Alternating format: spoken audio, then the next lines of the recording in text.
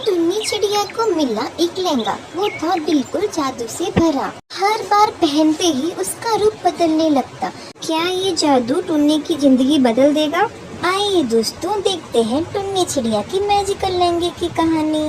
टुनटुनी चिड़िया अपने चाचा कड़कनाथ सेठ और चाची सुंदरी कौवी के साथ रहती थी। उसके माँ बाप का कुछ सालों पहले ही निधन हो चुका था।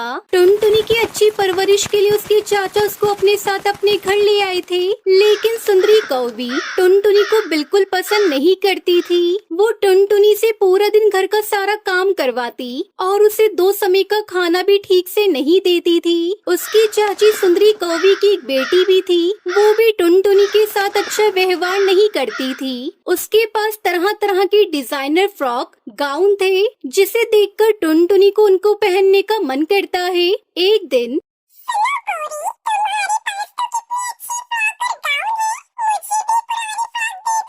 मेरे पास एक से बढ़कर एक ब्रांडेड फ्रॉक गाउन है, पर तुझे उससे क्या लेना देना? तू अपनी औकात भूल गई है क्या? तू इस घर की नौकरानी से ज्यादा कुछ भी नहीं है। जब देखो मुंह उठाकर मैं सामान मांगने चली आती है। चलक जा यहाँ से, मेरा तो पूरा मूड ही खराब कर दिया। तभी टुनटुनी चिड़िया की चाची वहाँ आ जाती है। क्यों कलमुही, तेरी हिम्मत कैसे हुई मेरी बेटी से उसकी महंगी फ्रॉक मांगने की? घर का एक काम तो तेरे से ढंग से होता नहीं और फ्रॉक पहनेगी। चल जा, जाकर घर की सफाई कर। देखो तो फर्श कितना गंदा है। चल अब जा यहाँ से। हम दोनों बाहर पार्टी में जा रहे हैं। कल का बचे वो खाना फ्रिज में रखा होगा, वही खा लेना। इतना बोलकर वो दोनों पार्टी में चली जाती हैं। इधर टुनटुनी चिड़िया को अपनी चाची की बातों को बहुत बुरा लगता है। वो अपनी माँ की तस्वीर के सामने बैठकर रोने लगती है।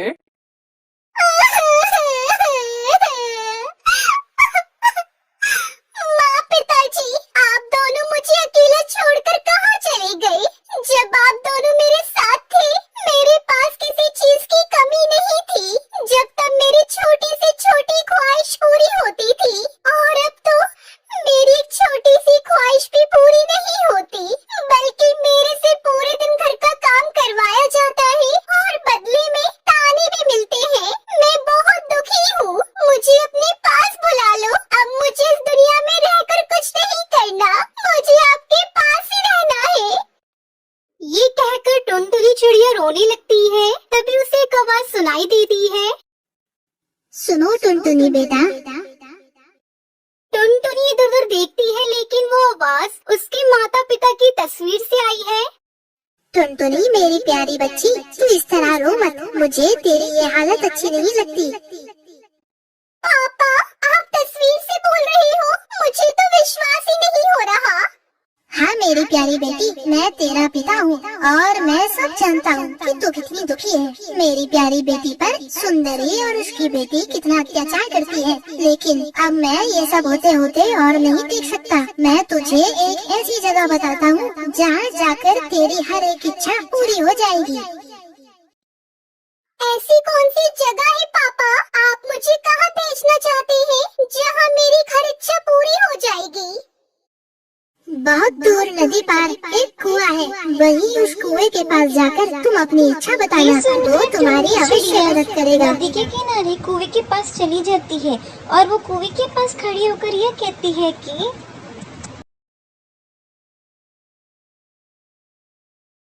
जादुई कुएं, मुझे भी सुंदर सुंदर फ्रॉक चाहिए ताकि मैं भी गोरी की तरह सुंदर दिख सकूं। बहुत सारे नए नए सुंदर सुंदर स्टाइलिश लहंगे बाहर आ जाते हैं और उसको देखकर वो बहुत ही ज्यादा खुश हो जाती है।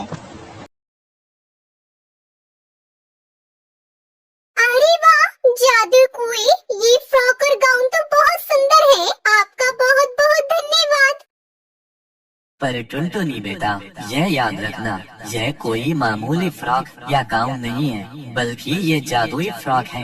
इसे पहनते ही तुम दुनिया की सबसे खूबसूरत चिड़िया में बदल जाओगी और तुम इस फ्रॉक को पहनकर जो भी काम करोगी वह चुटकियों में ही हो जाएगा। लेकिन थोड़ा ध्यान रखना, यह साधारण सी दिखने वाली जादुई फ्रॉक केवल ईमानदार एवं जरूरतमंदों पर अपना जादू दिखाती है। यह जादुई फ्रॉक गलती से भी किसी लालची पक्षी के हाथ में नहीं आनी चाहिए, नहीं तो कुछ बुरा हो जाएगा। इतना कहकर टुनटुनी सभी जादुई फ्रॉक और गाउन अपने साथ अपने घर ले आई और वो जैसी फ्रॉक पहनकर देखती है तो वो पहले से भी ज्यादा सुंदर हो जाती है। तभी पहाड़ से सुंदरी उसकी बेटी घर आ जाती है। टुनटुनी को देखकर वो लोग चौंक जाती है कि टुनटुनी के पास इतनी सारी सुंदर ड्रेस कहाँ से आई। ए टुनटुनी, इतनी बन कर तू कहाँ जा रही है? चुपचाप घर पर रह और घर के सारे काम कर। तुझे नहीं पता कल तेरे चाचा जी शहर से आ रहे हैं, इसलिए पूरे घर की अच्छे से सफाई कर दे, समझ गई? देखो तो माँ, इसने कितनी सुंदर फ्रॉक पहन रखी है। जरूर इसने ये फ्रॉक चुराई होगी और हमारे पैसों से खरीदी होगी। माँ इससे पूछो कि इसके पास ये फ्रॉक कहाँ से आई। नहीं नहीं चाची, मैं अपनी माँ का बक्सा खोलकर देख रही थी, उसी में ये फ्रॉक मुझे मिली। ओ महारानी, तेरी स्वर्गवासी माँ की सभी फ्रॉक कहाँ रखी है? मुझे दे दे अभी के अभी। टुनटुनी अपनी चाची की बात सुनकर डर जाती है और उसे याद आता है कि जादुई कुएं ने कहा था कि जादुई फ्रॉक किसी लालची पक्षी के हाथ ना पड़े, नहीं तो बहुत बुरा होगा। वो अपनी चाची का लालच पहचानती थी। टुनटुनी अपनी चाची को साफ साफ मना कर देती है। चाची, आप मुझे चाहे कितना भी मार ले, पर मैं वो फ्रॉक आपको नहीं दूंगी, क्योंकि वो मेरी माँ की आखिरी निशानी है। ये सुनकर सुंदरी को गुस्सा आ जाता है और वो टुनटुनी की बहुत पिटाई करती है और वहाँ से चली जाती है। फिर आधी रात को सुंदरी को भी चोरों की तरह टुनटुनी के कमरे में फ्रॉक चोरी करने जाती है। टुनटुनी ने उसे बहुत संभाल कर रखा था, लेकिन सुंदरी बहुत ही चालाक थी। वो फ्रॉक ढूंढकर अपनी बेटी को दे देती है। सुंदरी की बेटी बहुत ही खुशी से वो फ्रॉक पहन लेती है और जैसे ही वो फ्रॉक पहनती है उसके पूरे शरीर में खुजली होने लगती है। वो चिल्लाने लगती है, मेरा पूरा शरीर पे खुजली हो रही है, मुझसे बिल्कुल भी बर्दाश्त नहीं हो रही। ये कैसी फ्रॉक है माँ, जिसकी वजह से पूरे शरीर में खुजली हो रही है। सुंदरी पूरी कोशिश करती है कि वो जादुई फ्रॉक उतारने की, पर वो उतर नहीं पाती। तभी टुनटुनी चिड़िया वहाँ आ जाती है और अपनी चाची को सारी हकीकत बता देती है कि किस तरह उसके स्वर्गवासी माँ बाप ने उसको जादुई कुएं के पास भेजा था, जहाँ से वो जादुई फ्रॉक लेकर आई थी। सुंदरी सच्चाई जानने के बाद अपने किए पर बहुत पछताती है। टुनटुनी मेरी बच्ची, मुझे माफ कर दो। मैंने तेरे साथ कितना गलत व्यवहार किया, लेकिन तू हम माँ बेटी की सच्चाई जानती थी कि हम कितने लालची हैं, इसलिए तू हमें जादुई फ्रॉक नहीं दे रही थी ना। मुझे माफ कर दो। आज से मेरी एक बेटी नहीं बल्कि दो बेटियां हैं। सुंदरी को भी कितना कहते ही उसकी बेटी की शरीर की खुजली मिट जाती है और उस जादुई फ्रॉक की मदद से टुनटुनी अपनी चाची के दिल में अपनी जगह बना लेती है और खुशी खुशी उनके साथ रहने लगती है। हेलो दोस्तों, अगर आपको हमारा वीडियो अच्छा लगा तो इस वीडियो को लाइक, कमेंट, शेयर, सब्सक्राइब जरूर कर देना। धन्यवाद, थैंक यू। एक गांव में टुनटुनी नाम की चिड़िया अपने पिता बंटी कबूतर के साथ रहती थी। उसे पेड़ पौधों और जानवरों से बहुत प्यार था। उसके घर के पीछे वाले बगीचे में एक पेड़ था जिससे टुनटुनी को बात करना बहुत अच्छा लगता था। एक दिन जब वो अपने घर के पीछे वाले बगीचे में उस पेड़ से बातें कर रही थी, तभी उसे उसका दोस्त कालू कौवा मिला जो उसके साथ में पढ़ता था। अरे टुनटुनी, तू यहाँ? मैं तुझे कब से ढूंढ रहा हूँ। कल मेरी बहन की शादी है, सबको आना है। मेरी सारी दोस्त कल लहंगा पहन कर आ रही है, तू भी लहंगा पहन कर आना, फिर हम सब दोस्त खूब मस्ती करेंगे। पर कालू, तुम मेरे हालात तो जानते हो ना। मैंने आज तक कोई अच्छा महंगा कपड़ा नहीं पहना, तो मैं लहंगा कहाँ से पहनूंगी? इसलिए मैं तुम्हारी बहन की शादी में नहीं आ सकती। टुनटुनी, चाहे कुछ भी हो जाए, तुम्हें आना ही होगा। तुम्हारे बिना शादी में मजा नहीं आएगा। तुम आ जाना, मुझे और भी दोस्तों को इनवाइट करना है। अच्छा, मैं अभी चलता हूँ। उसके बाद कालू कौवा वहाँ से चला जाता है और टुनटुनी भी अपने घर आ जाती है। उसके पापा खेत में जाने के लिए तैयार हो रही थी, लेकिन टुनटुनी को रोता हुआ देखकर वो अपनी बेटी से बोलते हैं, तुझे तो पता है तेरी माँ अब इस दुनिया में नहीं रही। मैं कितनी मुश्किलों से खेतों में काम करके घर चला रहा हूँ, तेरा पालन पोषण कर रहा हूँ। तेरी दादी भी बीमार पड़ी है, पर हाँ मैं अपनी पूरी कोशिश करूँगा कि तुझे लहंगा दिला सकूँ। सच में पिताजी, आप मुझे लहंगा खरीद कर दोगे ना? हाँ बेटा, मैं तुझे दे दूंगा, लेकिन पहले तू अपने आंसू पोंछ ले। टुनटुनी अपने पिता के जाने के बाद घर का काम करके अपने घर के पीछे वाले बगीचे में जाती है और उस पेड़ के पास जाकर बैठ जाती है और वहाँ जाकर सोचती है कि उसके पास लहंगा कैसे आएगा, क्योंकि वो जब भी उदास या परेशानी में होती थी वो उस पेड़ के पास जाकर उससे घंटे भर बातें करती थी। टुनटुनी ये सोच सोच कर रो रही थी कि तभी उसे पेड़ से आवाज आती है। क्या हुआ टुनटुनी, तुम इतनी परेशान क्यों हो और इतना रो क्यों रही हो? मैं उदास हूँ इसलिए रो रही हूँ। तुम्हें क्या मैं अपने दुख में रो भी नहीं सकती? रोने से कुछ नहीं होगा। टुनटुनी बताओ मुझे क्या बात है, क्या पता मैं तुम्हारी कुछ मदद कर सकूं। अगर मैं तुम्हारी कुछ मदद कर पाऊंगा तो मुझे बहुत अच्छा लगेगा। तुम मेरी कैसे मदद कर पाओगे? तुम तो अपनी जगह से हिल भी नहीं पाते हो। पर ठीक है, कोई बात नहीं, मैं तुम्हें अपनी परेशानी बता देती हूँ। फिर टुनटुनी अपनी उदासी का कारण उस पेड़ को बता देती है। अच्छा मैं चलती हूँ, तुम अपना ख्याल रखना। ये कहकर टुनटुनी अपने घर पहुंच गई और वो अपनी दादी को दवाई दे रही थी। तभी उसे एहसास हुआ कि उसके दरवाजे पर किसी ने खटखटाया है। उसने दरवाजा खोला तो उसे कोई नहीं दिखा, लेकिन उसे 2 शॉपिंग बैग दिखे। अरे इसके अंदर क्या है? चलो इसे घर में ले जाकर खोलती हूँ। जैसे ही टुनटुनी थैला खोलती है उसके अंदर से 2 सुंदर लहंगे बाहर निकलते हैं। अरे वाह, ये लहंगे तो कितने प्यारे हैं। लगता है पिताजी रखकर इन लहंगों को काम पर चले गए हैं। अभी तो बोल रही थी खेत में जाऊंगा, पर मेरे लिए लहंगे लाकर दे दिए। पापा बहुत अच्छे हैं। जब शाम को उसके पिता घर वापस आते हैं तो टुनटुनी उनसे कहती है, पिताजी मेरे लिए लहंगे लाने के लिए आपका बहुत बहुत शुक्रिया। पर बेटी ये तो मैंने नहीं खरीदे, यह तुम्हें किसने दिया? कहाँ से मिले तुम्हें? चलिए छोड़िए पापा, ये बताइए लहंगे सुंदर है ना? आज मैं इसे कालू की बहन की शादी में पहन कर जाऊंगी। अच्छा ठीक है, तुम चली जाना शादी में। फिर शाम को टुनटुनी वो लहंगा पहनकर कालू की बहन की शादी में चली जाती है। सब पक्षियों को ध्यान सिर्फ टुनटुनी पर था। सबने उसकी बहुत तारीफ की। आज तक टुनटुनी को इतना सम्मान नहीं मिला था। जब वो अपने घर आई तो बहुत खुश थी। फिर अगले दिन वो अपने घर के पीछे वाले बगीचे में गई और उस पेड़ से बोली, सुनो दोस्त, मुझे पता चल गया है कि तुमने ही वो मुझे जादुई लहंगे दिए थे। तुम बहुत अच्छे हो। टुनटुनी इतना कहती है कि तभी वो पेड़ एक जादुई लहंगे के पेड़ में बदल जाता है और टुनटुनी से बोलता है, टुनटुनी मैं एक जादुई लहंगे का पेड़ हूँ।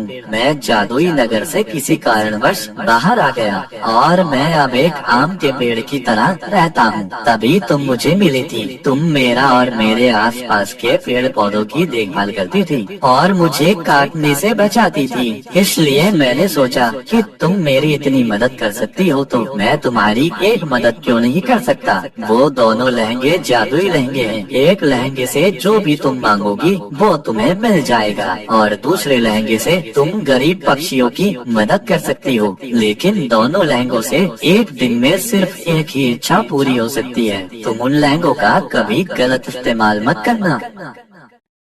तुम्हारा बहुत बहुत शुक्रिया जादुई लहंगे के पेड़, तुमने मेरी इतनी मदद की। ठीक है मैं चलती हूँ, तुम अपना ख्याल रखना।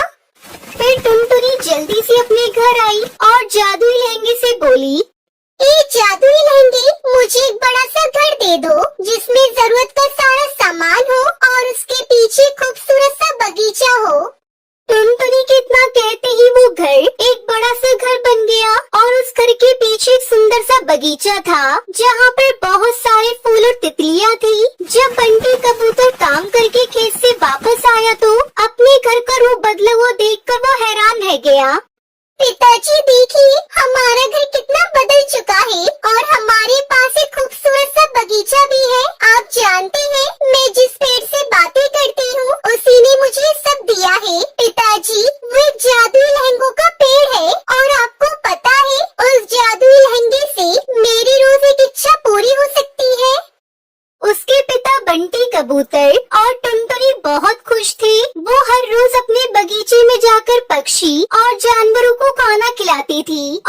उसकी देखभाल करती थी।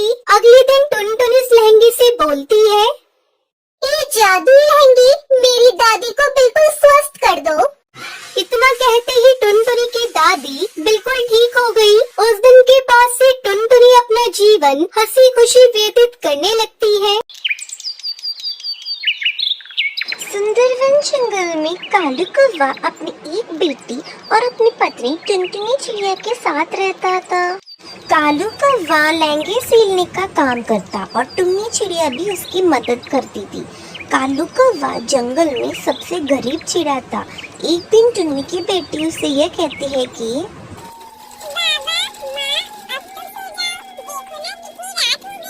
बस बेटी, 2 लहंगे और बना लो, कल ग्राहक को तैयार करके देने हैं। लो जी, ये वाला मैंने काट दिया है, अब आप सिलाई लगा दो। दोनों मियाँ बीवी इस तरह दिन रात मेहनत करते थे ताकि वो अपनी बेटी की अच्छी परवरिश कर सके। ऐसे ही समय बीता और सुनहरी चिड़िया बड़ी हो गई। रोज जब कालू कौवा घर लौट रहा था तो उसे देख जंगल के 2 पक्षी बातें करने लगे। अरे वो देखो, वो जा रहा है गरीब बेटी का बाप कालू कौवा। अरे आज चिड़िया की जगह एक चिड़ा पैदा किया होता तो कम से कम नौकरी करके घर बार तो देख लेता, लेकिन इसकी बदकिस्मती तो देखो, एक तो गरीब ऊपर से चिड़िया का बाप। भाई पता नहीं ये गरीब अपनी बेटी को दहेज भी कैसे दे पाएगा। शायद इसीलिए अभी तक इसकी बेटी के लिए कोई रिश्ता लेकर नहीं आया। मुझे तो इस पर बड़ा ही तरस आता है भैया। बेचारा कालू कौवा चुपचाप घर आ जाता है और कपड़े सिलने लगता है। तभी टुनटुनी चिड़िया उसके पास आकर कहती है, क्या हुआ जी, आज कड़ी धूप से आते ही काम पर लग गए और आपने खाना भी नहीं खाया, सब ठीक तो है ना? टुनटुनी, अपनी सुनारी अब जवान हो गई है। गांव में उसकी उम्र की सब चिड़ियाओं की शादी हो गई, लेकिन अपनी बेटी अभी तक कुंवारी है। दिन रात आंखें फोड़ फोड़ कर कपड़े सील कर भी हम इतने पैसे नहीं कमा पा रहे हैं कि उसकी शादी कर सकें। हमारी तो 2 वक्त की रोटी का गुजारा ठीक से नहीं हो पाता है, तो इसकी शादी कैसे करेंगे? आप परेशान ना हो, सब कुछ ठीक हो जाएगा। आप बस ऊपर वाले पर भरोसा रखो। बाबा, माँ, थोड़ी सी चावल बची थी, मैंने उसमें नमक हल्दी मिलाकर पका दिया है। चलो हम तीनों उसमें से थोड़ा थोड़ा खा लेते हैं। सुनहरी चिड़िया के आते ही कालू कौवा टुनटुनी भी अपने आंसू पोंछ लेते हैं। सुनहरी चिड़िया कटोरा लाती है जिसमें थोड़े से चावल होते हैं, जिन्हें देखकर कालू कौवा सोचता है ऊपर वाले, इतने से चावल, इससे तो किसी का पेट नहीं भरेगा। अरे वो बेटा, मेरा पेट आज भरा है, मुझे भूख नहीं है। ऐसा करो तुम दोनों खा लो। हैं? दोनों माँ बेटी समझ जाती हैं कि थोड़ी सी चावल देखकर कालू ने खाने से इनकार कर दिया। तभी उनके दरवाजे पर एक बूढ़ी कबूतरी आती है जिसकी हालत बहुत खराब होती है। मेरी मदद करो, कोई इस गरीब को खाना खिला दो। कालू को उस बूढ़ी कबूतरी को अपने घोंसले में लाकर फिर उसे पानी पीने को देता है। अरे अम्मा, इतनी बारिश में आप जंगल में क्यों घूम रही हो? बेटा यूँ समझ लो, पेट की भूख मुझे रोक ना सकी। मैं इस बारिश में भोजन की तलाश में दर दर भटक रही हूँ। कालू कौवे की बेटी भी बड़े ही अच्छे स्वभाव की होती है। वो चावल का कटोरा बूढ़ी अम्मा को खाने को दे देती है। लो अम्मा, इसे तुम खा लो, तुम्हें बहुत भूख लगी है ना? खुद के लिए घर में खाने को एक दाना नहीं और सारे चावल लाकर मुझे दे दिए। तुम्हारे जैसा नेक दिल परिवार तो कहीं नहीं होगा। इस जंगल में सभी पक्षी तुमसे अमीर हैं, लेकिन फिर भी उन सब ने मुझे खाना देने से इनकार कर दिया, मेरी मदद करने से इनकार कर दिया। बेटा, इतना कहते ही वो बूढ़ी कबूतरी सोनपरी में बदल जाती है। सोनपरी? हाँ, मैं एक सोनपरी हूँ और मैंने सबकी परीक्षा लेने के लिए ही ये रूप धारण किया था, लेकिन इसका से अच्छा घर मुझे पूरे जंगल में कहीं नहीं मिला। अब मैं तुम्हें वरदान देती हूँ कि तुम जब भी किसी चीज को पुकार कर मेरा नाम लोगी तो वो सोने में बदल जाएगी। कालू कौवा, जो लहंगा तुमने अपनी बेटी सुनहरी की शादी के लिए बनाकर रखा है, जरा उसे छूकर मेरा नाम लो। कालू कालू वो झट से बक्से में से सुनहरी के लिए बनाया हुआ लहंगा बाहर निकालता है और उसे छूकर सोनपरी कहता है। पल भर में ही वो लहंगा सोने में बदल जाता है। ये करिश्मा देखकर वो हैरान रह जाते हैं। तुम्हारा बहुत बहुत शुक्रिया सोनपरी, ये तो सचमुच कमाल हो गया। हाँ सोनपरी, हमारी सारी परेशानियाँ खत्म हो गयी। आपने मेरे माँ बाप को सब कुछ दे दिया। आप सचमुच बहुत अच्छी हो सोनपरी। तुम सब अब खुश रहो, तुम्हें अब कभी किसी चीज की कमी नहीं होगी। इतना कहकर वो सोनपरी वहाँ से अदृश्य हो जाती है। अब कालू को वो सोनपरी का नाम लेकर पत्थर भी छूता तो वो भी सोना बन जाता, जिन्हें वो सुनार पर ले जाकर बेचा करती थी, जिससे उसे बहुत पैसे मिलते हैं।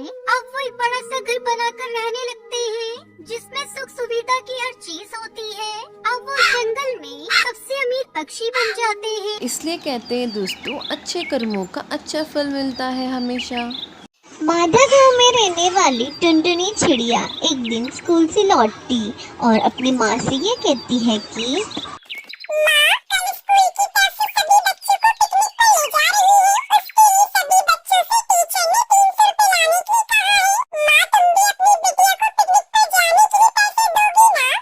बिटिया, तुझे तो पता ही है आजकल मेरे कपड़े सिलने का काम बहुत कम हो गया है, क्योंकि मेरी सिलाई मशीन ठीक से काम नहीं कर रही है और आजकल के पक्षी भी सिले हुए कपड़े लेना ही ज्यादा पसंद कर रहे हैं। दरअसल टुनटुनी की माँ के पास जो सिलाई मशीन थी वो बड़ी ही पुरानी हो चुकी थी, क्योंकि वो एक सेकंड हैंड सिलाई मशीन थी जिसे वो किसी से खरीद कर लाई थी। टुनटुनी बहुत ही समझदार बच्ची थी। उसने अपनी माँ से कहा, मुझे माफ कर दे मेरी बच्ची, मैं कैसी माँ हूँ। अपनी गरीबी के चलते मैं तुझे छोटी छोटी खुशियाँ भी नहीं दे सकती। ये कैसी बातें कर रही हो माँ? मेरी खुशी तो तुमसे ही है। अगर तुम मेरे पास हो तो मेरे कदमों में दुनिया भर की खुशियाँ हैं। दोनों माँ बेटी कम पैसे में ही किसी तरह अपनी जिंदगी गुजार रही थी। टुनटुनी के स्कूल के बच्चे उसकी गरीबी का बहुत मजाक उड़ाते थे। अरे टुनटुनी, तेरे पास नया स्कूल का बैग खरीदने के लिए पैसे नहीं है तो मुझे बोल, मेरे पापा ने मेरे लिए नया स्कूल बैग खरीदा है, मैं तुझे अपना पुराना स्कूल बैग दे दूंगा। नहीं, मुझे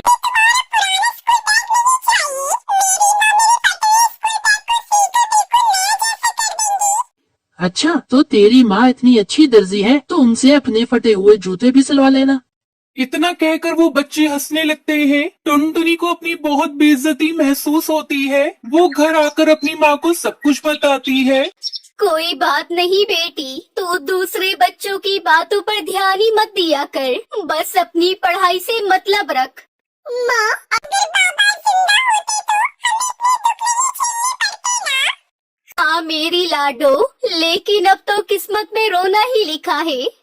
नहीं माँ, हम रोएंगे नहीं, हम हर कठिनाइयों का डटकर सामना करेंगे। देखना, मुझे विश्वास है एक दिन हमारी सारी परेशानियाँ दूर हो जाएंगी। ऐसे ही कुछ दिन बीत जाते हैं। फिर एक दिन स्कूल में प्रिंसिपल सर अनाउंसमेंट करते हैं, बच्चों, परसों हमारे स्कूल में फैंसी ड्रेस कंपटीशन है। सभी बच्चों को इस कंपटीशन में हिस्सा लेना है। जो बच्चा इस कंपटीशन में फर्स्ट आएगा उसे पूरे 10,000 का इनाम दिया जाएगा। अनाउंसमेंट सुनते ही टुनटुनी ने सोचा, ये इनाम अगर मुझे मिल जाए तो मेरी माँ के लिए नई सिलाई मशीन आ जाएगी, लेकिन फैंसी ड्रेस कंपटीशन में पहनने के लिए मेरे पास कपड़े कहाँ से आएंगे? टुनटुनी की क्लास के बच्चों से बोलते हैं, टुनटुनी, फैंसी ड्रेस कंपटीशन में तू कौन सी ड्रेस पहन कर आएगी? अरे ये क्या पहनेगी? इसके पास तो स्कूल की ड्रेस भी ढंग से पहनने को नहीं है। अरे टुनटुनी, मेरे पास ही पुरानी ड्रेस है, तू कहे तो मैं तेरे लिए ला दूंगी। मुझे तुम्हारा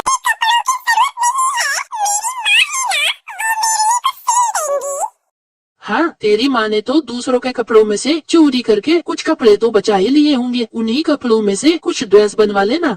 अपने दोस्तों की बात सुनकर टुनटुनी उदास हो जाती है। जब वो स्कूल से घर आती है तो उसकी माँ उसे खाना निकाल कर देती है। अरे टुनटुनी मेरी लाडो आ गई, आकर खाना खा ले। नहीं माँ, मुझे भूख नहीं है। माँ, तुम्हें पता है स्कूल में सभी बच्चे मेरा बहुत मजाक उड़ाते हैं। माँ, मेरे स्कूल में फैंसी ड्रेस कंपटीशन है और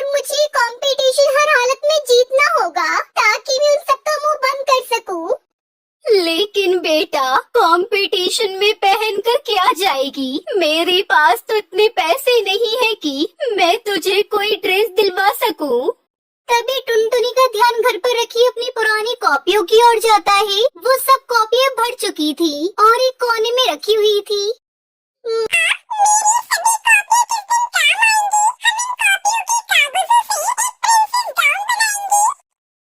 बेटा क्या कॉपी के कागज से गाउन?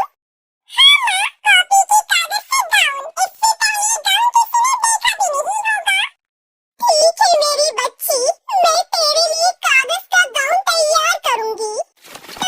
कुछ अखबार कबाड़ी वाले से जाकर ले आती है। फिर वो दोनों माँ बेटी मिलकर खूब मेहनत करती है और फिर 3 दिन में कागज का एक सुंदर सा गाउन बनाकर वो तैयार कर लेती है। आखिरकार कंपटीशन वाला दिन भी आ जाता है और टुनटुनी कागज का गाउन पहनकर उस कंपटीशन में जाती है। उसे देख सब बच्चे उसका मजाक उड़ाने लगते हैं।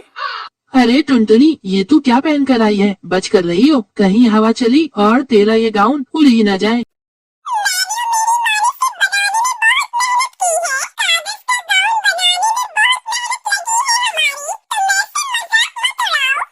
कुछ देर बाद कंपटीशन शुरू होता है। सभी पक्षी स्टेज पर एक एक करके आते हैं और रैंप वॉक करते हैं। फिर सबसे आखिर में टुनटुनी अपना कागज वाला गाउन पहनकर आती है। उसका कागज का गाउन जजेस को बहुत पसंद आता है और उन्होंने टुनटुनी को विजेता घोषित करते हुए उसे फर्स्ट प्राइज के साथ 10,000 रूपए का इनाम दिया।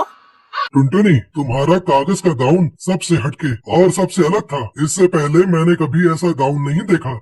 सर, ये मेरी माँ की मेहनत का नतीजा है। उन्होंने इस गाउन को बनाने में बहुत मेहनत की है। अच्छा, अगर वह भी यहाँ है तो उन्हें स्टेज पर बुलाओ। टुनटुनी की मदद कृपा करके आप स्टेज पर आए। टुनटुनी की माँ स्टेज पर आती है। जजेस उसकी कारीगरी की खूब तारीफ करते हैं और फिर ऑडियंस में बैठे सभी बच्चों के माँ बाप ताली बजाकर उसका सम्मान बढ़ाते हैं। ये देखकर टुनटुनी की आंखों में आंसू आ जाते हैं। फिर इनाम में मिले पैसों से टुनटुनी अपनी माँ के लिए सिलाई मशीन खरीदती है। कुछ ही दिनों में उसकी कागज की गाउन की तारीफ हर जगह होने लगती है और कपड़ों के बड़े बड़े व्यापारी उसके यहाँ आने लगते हैं और उसे बड़े बड़े ऑर्डर देकर जाते हैं। इतना सारा काम मिलने की वजह से टुनटुनी की माँ खूब पैसे कमाती है। अब वो दोनों सिलाई करके खुशी खुशी अपनी जिंदगी गुजारने लगती है। सुंदरवन करके एक सुंदर सा गांव था। वो बहुत ही खुशहाल था। वहाँ पर सारे पक्षी मिलजुल कर रहते थे। वहाँ पर सारे बच्चे खेलते कूदते और मजा करते थे। एक दिन सुंदरवन जंगल में एक कंपटीशन का ऐलान होता है। वहाँ पर मिट्टू तोता यह कहता है कि सुनो, इस साल जंगल के वार्षिक उत्सव में एक नई प्रतियोगिता शामिल की गई है, फैंसी ड्रेस कंपटीशन। जो भी पक्षी जीतेगा उसे चीफ गेस्ट के हाथों पुरस्कार मिलेगा और तो और इनाम में 5 बोरी अनाज, 2 बोरी दाल भी मिलेगी। इसलिए इस प्रतियोगिता में भाग जरूर लीजिए। फैंसी ड्रेस कंपटीशन, वो क्या होता है? इतना भी नहीं पता के बुद्धू, ये वो प्रतियोगिता है जिसमें हमें अलग अलग भेष धारण करना होता है। मैं तो राजकुमारी का भेष धारण करूंगी। हाँ, मैं भी। और तुम टुनटुनी, तुम क्या पहनोगी? बताओ ना मुझे।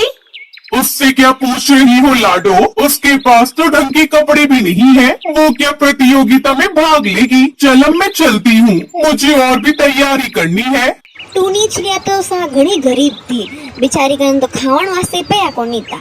जना लई वा विने हैंग पक्षियारी वाता हुणे पछ वायु हो सके।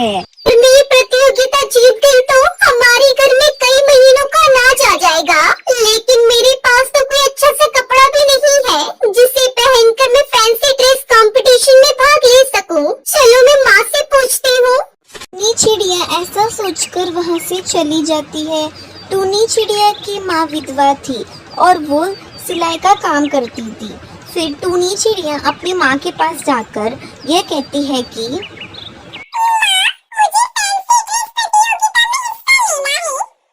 अरे ये क्या बोल रही हो टुनटुनी? तुम तो हमारी स्थिति जानती हो ना बेटी। उसके बावजूद तुम ये सब कह रही हो। हाँ माँ, क्योंकि इस प्रतियोगिता का इनाम 5 बोरी अनाज और 2 बोरी दाल है। यही सुनकर मैंने सोचा कि अगर मैं जीत गई तो कई महीनों का अनाज हमारे पास होगा और तो और आपको कपड़े भी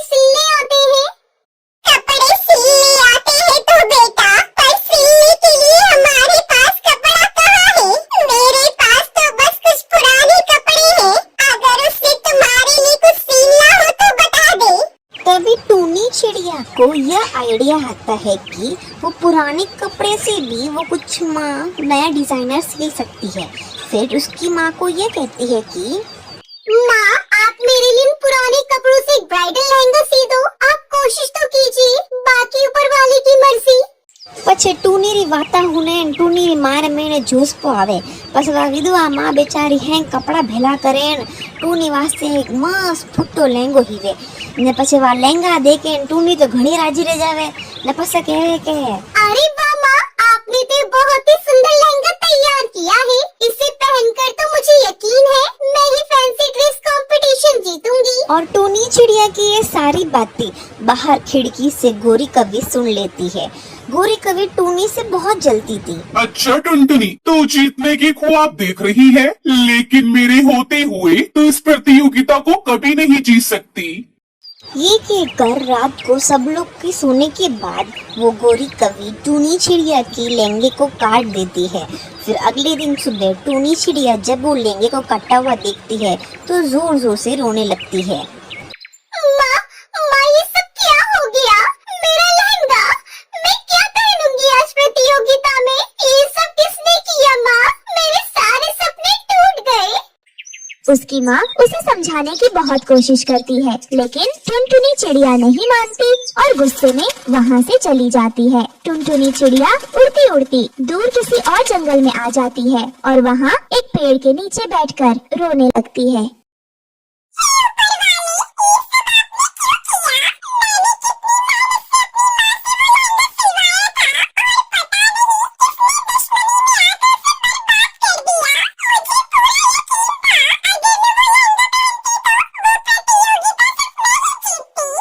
जब टूनी चिड़िया रो रही थी तभी उसके आंसू के बूंद पेड़ के जड़ों पर जाके गिरते हैं और पेड़ ये बोलता है कि तुम परेशान क्यों होती हो? मुझे तुम अपनी परेशानी बताओ, मैं तुम्हारी सहायता जरूर करूँगा।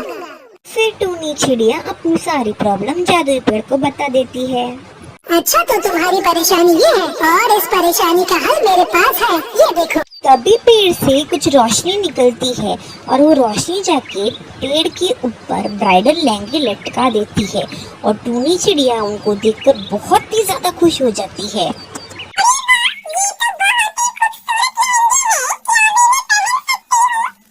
हाँ, क्यों नहीं टुनटुनी, ये कोई आम लहंगे नहीं बल्कि जादुई ब्राइडल लहंगे हैं। इन्हें जो भी पहनता है उसके बाद वो बहुत ही खूबसूरत दिखने लगता है। तुम ये लहंगा ले सकती हो और उस प्रतियोगिता में भाग लेकर उसे जीत भी सकती हो, जिसे जीतकर तुम अपनी माँ का सपना पूरा कर पाओगी। પછી ટુનટુની તો કુદકતી કુદકતી પેડમાં તો એક લેંગો તોડીને લેવે ને પછી પેડજીને ધન્યવાદ કરે। आपका बहुत बहुत शुक्रिया जादुई लहंगे के पेड़, आपने मेरी इतनी बड़ी परेशानी दूर कर दी। अब मैं उस फैंसी ड्रेस कंपटीशन को जीत कर अपनी माँ के सारे सपने पूरे कर सकती हूँ और अपनी गरीबी भी दूर कर दूंगी।